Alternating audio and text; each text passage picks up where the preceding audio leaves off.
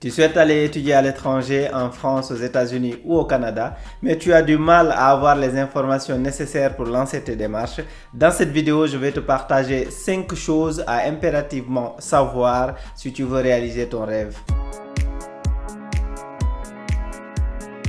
Avant de commencer, je vais te demander de t'abonner et de laisser un pouce bleu sur la vidéo. Les likes sur la vidéo permettront à YouTube de montrer la vidéo à d'autres personnes et ainsi me permettre de faire connaître la chaîne et aider d'autres personnes qui cherchent ce type d'informations. Ton projet, c'est donc d'aller à l'étranger pour continuer tes études et trouver un emploi. Regarde la vidéo jusqu'à la fin pour ne rien rater de ces 5 éléments indispensables à savoir avant d'entamer ta procédure. Car comme on dit, c'est important de savoir où tu veux aller, mais c'est encore mieux de savoir comment y aller. Pour être concret, pour être concis dans ce que je vais te dire, je vais prendre l'exemple de la France pour 2 raisons. Tout d'abord, par expérience, parce que j'y ai fait mes études et actuellement j'y vis et j'y travaille. L'autre raison, c'est parce que la plupart des ressortissants des pays francophones, notamment les ressortissants des pays de l'Afrique francophone, choisissent la France pour y faire leurs études supérieures. Ces 5 éléments dont je vais te parler seront orientés France. Tu pourras certainement les transposer dans les autres pays, mais pour être factuel, je vais te parler uniquement de la France dans cette vidéo. Si tu souhaites que je fasse le même type de vidéo, que je te donne le même type d'informations pour les autres pays, que ce soit les États-Unis, le Canada, la Belgique et l'Angleterre, pour ne citer que cela, tu peux me le dire en commentaire en me disant pour quel pays tu souhaites avoir ce type d'informations. Les 5 éléments que tu dois savoir pour aller étudier à l'étranger, en prenant l'exemple de la France, sont dans l'ordre. Je dis bien dans l'ordre, il faut prendre ces 5 éléments par ordre. Ça veut dire quoi? Ça veut dire que le premier élément que je vais te citer, il faut que tu cherches ces informations en premier avant d'aller dans le deuxième élément, ainsi de suite jusqu'au 5e élément. Bien évidemment, je vais te le dire, je vais te le dévoiler. Dans ces 5 éléments, il y a la procédure Campus France pour la France. Mais tu vas te rendre compte que cette procédure Campus France, elle n'est pas en première position parce que ce n'est pas l'élément le plus important dans un premier temps. Il y a d'autres éléments plus importants que tu dois prendre en compte, d'autres informations que tu dois connaître avant d'arriver au niveau de la procédure. Au moment où tu arrives au niveau de la procédure, tu dois déjà avoir pas mal d'informations. La procédure, ça sera juste pour concrétiser, pour finaliser toute cette procédure-là. Il y a d'autres informations beaucoup plus importantes en amont et je vais te les donner dans l'ordre pour que tu t'organises, que tu fasses ta procédure correctement et que tu réussisses à réaliser ton projet. Le premier élément dans l'ordre, c'est le coût des études. L'élément central et le plus important, c'est de savoir combien coûtent les études en France. Beaucoup se trompent en mettant dans un premier plan la procédure pour obtenir la préinscription et le visa, c'est-à-dire la procédure Campus France. Pourquoi le coût des études est l'élément à connaître indispensablement? Parce que tout simplement en fonction du pays, ce coût peut être important. Et si tu n'as pas les moyens de te les payer, ça ne sert à rien d'y aller, au risque de te retrouver dans une situation difficile. Prenons l'exemple des États-Unis, où les études universitaires sont payantes. Imagine toi qui vis chez tes parents, qui ont un revenu modeste, tu souhaites non seulement voyager, mais surtout qu'on te paye tes études. C'est perdu d'avance. Tu vas rêver sans jamais réaliser ton rêve. Mais attention, dans ce que je dis, je ne parle pas de ceux qui viennent de familles riches. Je te parle des gens comme toi et moi qui viennent de familles modestes et qui souhaitent aller étudier à l'étranger, qui ont pour objectif d'étudier à l'étranger, d'y travailler ou de retourner dans leur pays d'origine. L'avantage des études universitaires en France, c'est qu'elles sont gratuites, ou du moins, entre guillemets, elles sont gratuites. Il y a une nouvelle loi pour augmenter les frais d'inscription, mais elle n'est pas totalement appliquée. Chaque année, on décale chaque année parce que c'est très compliqué de la mettre en place. Tu payes ton inscription en fonction du niveau d'études et c'est tout. Il n'y a pas de coût supplémentaire et ce montant est abordable. En moyenne, les gens payent 170 € d'inscription pour le niveau licence et 243 € pour le niveau master. Autrement dit, tu payes 170 € de la licence 1 à la licence 3 et ensuite tu payes 243 € chaque année pour les 2 années de master. Avouons que c'est 3 fois rien, c'est gratuit par rapport à la qualité des études, mais surtout comparé à d'autres pays. Le deuxième élément qui est fondamental, c'est de se renseigner sur le coût de la vie en France. Je t'ai parlé du coût des études, là je te parle du coût de la vie. Quand tu fais la procédure Campus France, on te demande de justifier une prise en charge à hauteur de 615 € par mois. Cette somme n'est pas donnée sur une base nulle, elle est calculée par rapport au coût de la vie. Pour analyser le coût de la vie, tu analyses en prenant en compte dans un premier temps les loyers. Pour faire simple, le prix des loyers dans les grandes villes est beaucoup plus cher comparé aux loyers dans les petites villes. Par exemple, quand j'étais en Bretagne dans l'ouest de la France pendant les années d'études passées là-bas, je payais en moyenne 260 € mensuels pour le logement. Mais avec les APL, aide pour le logement mise en place par l'État, c'est le système social français qui est très connu, l'État me prenait en charge une grande partie de ce loyer. Ainsi, avec un revenu faible, j'arrivais à payer mon loyer et il me restait de quoi vivre. Mais attention, quand tu envisages de venir étudier en France, ne compte pas sur ces aides dans un premier temps. Bien sûr que ces aides viendront t'aider, te soulager quand tu seras ici, mais avant de venir, ne compte pas dessus. Compte sur toi-même, compte sur ta famille, sur les gens qui peuvent t'aider dans un premier temps. Le temps que tu arrives, que tu t'intègres, que tu trouves un petit boulot, que tu puisses ensuite bénéficier de ces différentes aides. Le deuxième élément qui rentre en compte dans ce coût, c'est la nourriture. Le prix des sandwichs peut varier en fonction de l'emplacement du fast-food, mais ce que tu dépenses ne varie pas énormément. C'est surtout le fait de manger souvent dehors, quand tu achètes des grecs, des kebabs par-ci par-là, qui va te ruiner. Si tu arrives à t'organiser et à manger à la maison, tu réussiras à gérer ton budget nourriture. D'ailleurs, si tu veux aller étudier à l'étranger, apprends à faire à manger. C'est super important. Apprends ne serait-ce qu'à faire des petits plats. C'est important. Si tu ne sais pas cuisiner, tu risques de galérer quand tu vas arriver ici. Tu ne pourras pas manger tout le temps dehors. Déjà, ça coûte cher. Ensuite, ça va te ruiner. Et si tu ne sais pas faire à manger, ça va être très compliqué. Peut-être que dans les prochains mois, je vous ferai une vidéo dans laquelle je raconterai un petit peu mes galères une fois en France. Mais c'est super important de savoir faire, ne serait-ce que des petits plats, sinon tu ne vas pas t'en sortir. Le troisième élément important dont je vais te parler dans cette vidéo, c'est les jobs étudiants. Après t'avoir parlé des charges, des coûts, je vais te parler des possibilités de revenus pour notamment supporter ces charges. De façon générale, dans tous les pays développés, la main-d'œuvre estudiantine est très demandée pour deux raisons.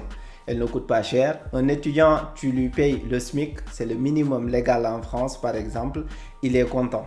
Elle est également flexible. La main-d'œuvre estudiantine est flexible, elle peut travailler le week-end sans souci. Cependant, et c'est important, en fonction du lieu géographique où tu te trouves, tu auras plus ou moins de facilité ou de difficulté à trouver un job étudiant.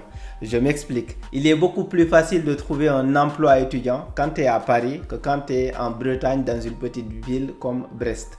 Parce que l'offre est beaucoup plus importante à Paris. Donc en choisissant d'aller étudier en France, il faut prendre en compte cet élément-là. Dans le résumé que je te ferai en fin de vidéo, c'est pourquoi je t'ai demandé de regarder la vidéo jusqu'à la fin.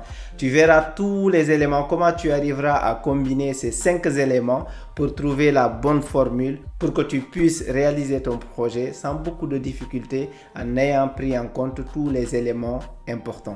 Toutefois, n'oublie pas que quand tu arrives en France, sauf si tu as énormément de chance, les premiers mois voire la première année, tu ne vas pas travailler. Quand tu arrives, tu ne sais même pas comment faire un bon CV pour chercher un job. Tu ne vas pas travailler dans la foulée de ton arrivée ici. D'ailleurs, j'ai fait une vidéo sur comment faire un CV même sans expérience professionnelle.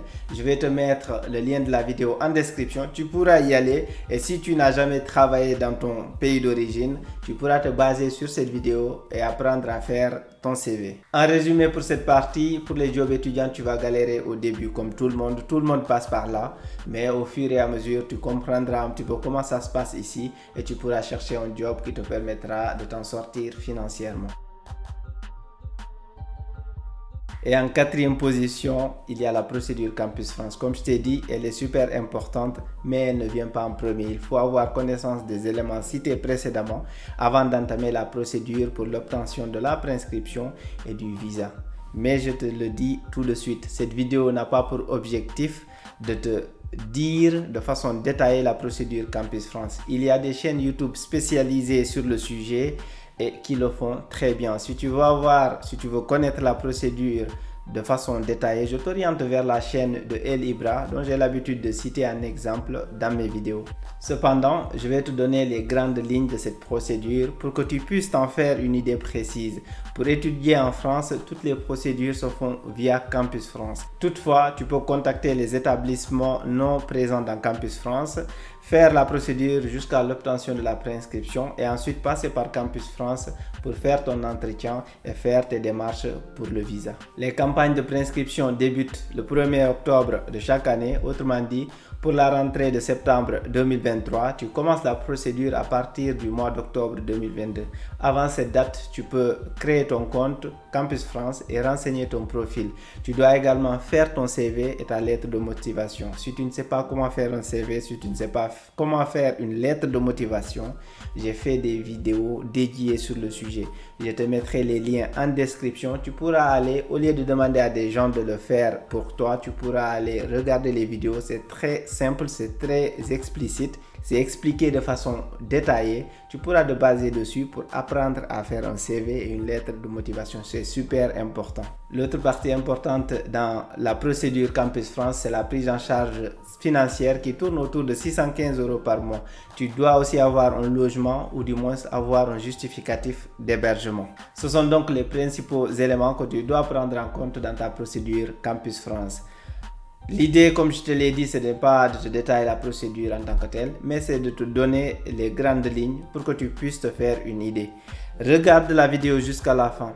À la fin de la vidéo, je te mettrai un résumé pour te montrer comment trouver la bonne formule en prenant en compte les 5 éléments que je vais te citer pour que tu puisses voir comment arriver à trouver le juste milieu entre ces 5 éléments. C'est important de savoir, entre guillemets, conjuguer ces 5 éléments. Si tu en loupes un, tu risques de le payer cash. Quand tu iras en France ou lors de la procédure pour obtenir le visa, tu vas rencontrer des problèmes. Donc c'est important de prendre en compte les 5 éléments. Et même si tu les prends en compte, ce que je ne t'ai pas dit, c'est que lors des entretiens pour le visa, tu verras quand on va te poser une question, tu auras déjà la réponse, même si tu ne t'es pas préparé, parce que tu as pris en compte ces 5 éléments. Donc regarde jusqu'à la fin, je te ferai une petite synthèse pour que tu aies tous les éléments à ta disposition avant de lancer ta procédure. Le 5e et dernier élément à prendre en compte avant de lancer ta procédure pour aller étudier à l'étranger, c'est de savoir si tu auras la possibilité de trouver un emploi ou pas après la fin de tes études. C'est important. Beaucoup de gens le négligent, mais c'est super important de savoir si tu as la possibilité de trouver un emploi après tes études ou si tu dois retourner dans ton pays. Ceux qui négligent ce point sont souvent ceux qui choisissent n'importe quelle formation pour la préinscription sans prendre le temps d'analyser les débouchés potentiels de chaque domaine. Si tu es habitué de la chaîne, je partage tout le temps, très souvent, des vidéos sur les métiers d'avenir, sur les débouchés qui te permettront de trouver un emploi rapidement après ton diplôme.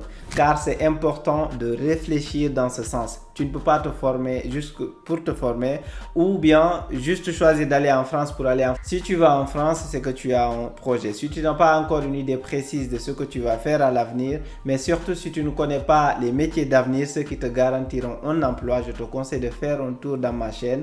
Je te mettrai la playlist en fin de vidéo. Tu pourras regarder les vidéos qui parlent de ce sujet. En général, en France, tu arriveras à trouver un emploi après tes études en fonction du domaine dans lequel tu as étudié. Par exemple, ceux qui ont fait médecine trouveront rapidement un boulot après leurs études car la France manque de médecins. C'est connu. Il n'y a pas assez de médecins en France. C'est le cas également de ceux qui font informatique, ceux qui font gestion de projet ou qui sont spécialisés dans des domaines très pointus comme le nucléaire, les énergies vertes et j'en passe. Évidemment, il y a d'autres métiers que ceux-là, très recherchés, où tu pourras trouver un emploi après tes études, rapidement après tes études, mais je ne vais pas te les citer. Tu comprendras, tu regarderas les métiers d'avenir, tu pourras te baser sur mes vidéos pour comprendre tous les domaines qui recrutent et tous les domaines qui te permettront de trouver un emploi rapidement après tes études. A contrario, si tu viens en France pour te former en sociologie, en lettres, en urbanisme, tu risques de galérer pour trouver un emploi. Là aussi, la liste est longue, mais je te donne ces exemples-là pour que tu te fasses une idée. Toutefois, les chances diffère d'une personne à une autre. Ce n'est pas parce que j'ai cité un domaine ici que tu ne trouveras pas un emploi rapidement quand tu te formes dessus. Tu vas voir des gens qui vont faire lettres et qui trouveront un emploi plus rapidement que ceux qui font informatique. Mais c'est mieux de réfléchir de façon logique en fonction des besoins du marché pour trouver un emploi rapidement. Tu réfléchis en fonction des besoins du marché avant de te former. C'est beaucoup plus logique. Tu ne peux pas tout miser sur la chance. Tu ne peux pas compter sur des situations exceptionnelles. Il faut te baser sur le besoin. Tu cherches le besoin du marché et ensuite tu te formes en conséquence. Ça te garantira de trouver un emploi rapidement. C'est pas nécessaire de faire n'importe quelle formation. C'est pas nécessaire de venir en France juste pour venir choisir une formation sans perspective professionnelle et ensuite se retrouver dans la merde. Ceux qui l'ont fait aujourd'hui le regrettent. Ne te mets pas dans cette situation-là. Choisis une bonne formation avant de venir. Ça te permettra de te réaliser, de réaliser tes projets et d'avoir une vie meilleure. En résumé, ce que tu dois retenir, c'est que les études à l'étranger ont un coût. Le cas de la France en est un exemple. L'inscription à l'université est faible, le loyer varie en fonction des villes. Plus tu es dans une grande ville, plus le loyer va grimper. Tu vas choisir d'aller dans une petite ville où le loyer est faible, mais tu auras du mal à trouver un job étudiant. La procédure Campus France est assez simple. Tu dois justifier cependant de moyens de subsistance. C'est comme ça qu'on dit, subsistance, une fois sur le territoire français. Il y a des aides dont tu pourras bénéficier, mais si tu choisis une formation par défaut, une formation sans perspective professionnelle, tu risques de galérer pour trouver un emploi. Et tous ces sacrifices, tous ces efforts que tu auras fait auparavant seront en vain. D'ailleurs, beaucoup de diplômés d'origine africaine, beaucoup de diplômés étrangers travaillent aujourd'hui dans des usines, dans des restaurants, sur des chantiers parce qu'ils n'ont pas trouvé un emploi dans leur domaine d'études. Aujourd'hui, ils se retrouvent avec un diplôme niveau licence, niveau master, mais ils ne trouvent pas un emploi dans ce domaine. Ils sont obligés donc d'aller travailler sur des métiers manuels, sachant qu'ils ont fait des études, de bonnes études, mais malheureusement, soit au moment de choisir leur formation, ils n'ont pas réfléchi par rapport aux besoins du marché, soit au moment de choisir d'aller étudier en France, ils se sont dit juste, moi je veux aller en France, je vais y aller de toute façon, je préfère la vie en France que la vie dans mon pays d'origine. Donc ils ont choisi une formation par défaut, ils ont eu la préinscription et le visa, mais aujourd'hui ils sont là à devoir fonder une famille, mais ils travaillent et ils sont dans des conditions assez difficiles. Ils peuvent même avoir le titre de séjour, travail, etc. Mais imagine, tu fais 5 années d'études supérieures et tu te retrouves à travailler dans les restaurants. C'est pas que je minimise le travail dans les restaurants, mais pour quelqu'un qui fait 5 années d'études supérieures, ton rêve, c'est pas d'aller travailler dans un restaurant. Ton rêve, c'est autre chose. Donc si tu n'arrives pas à réaliser ce rêve et tu te retrouves à travailler dans un restaurant, c'est qu'il y a quelque chose qui n'a pas marché. Et pour t'éviter ça, il faut que tu choisisses la bonne formation. J'espère que cette vidéo te permettra de te poser les bonnes questions, de te concentrer sur les éléments les plus importants. Si tu souhaites que je fasse le même type de vidéo pour d'autres destinations, le Canada, les États-Unis, la Belgique, etc., dis-le moi en commentaire. Si la vidéo t'a plu, abonne-toi et laisse-moi un pouce bleu, c'est gratuit. Merci et à très bientôt.